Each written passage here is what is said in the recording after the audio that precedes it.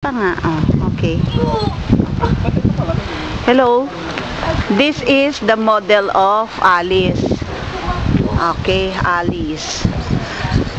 Ito yung 40 square meter. Ito yung kabuuan niya.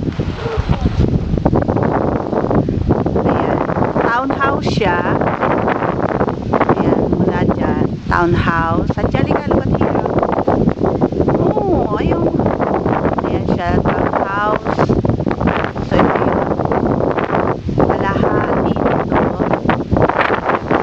Ayan. So, pasok tayo sa loob para makita natin yung loob ng Alice.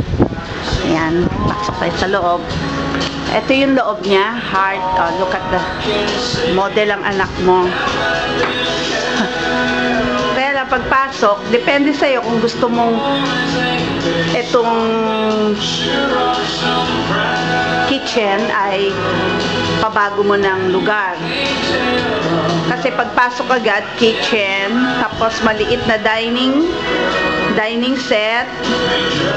Ito yung sala. Tapos may kwarto siyang maliit dito sa loob. May isa pa siyang room sa baba. O, pwedeng entertainment room to. Ayan siya. Ito dress up na to, kaya may mga gamit na to. Okay, akyat tayo sa taas. Ito lang yung pinakasala niya. Ganito lang siya. So, medyo maliit siya, pero okay lang kung nag-umpisa pa lang sa bahay. So, ito yung taas niya. 2 bedrooms.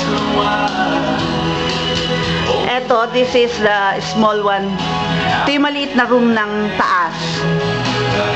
So, ito yung heart. Ayan siya. Okay.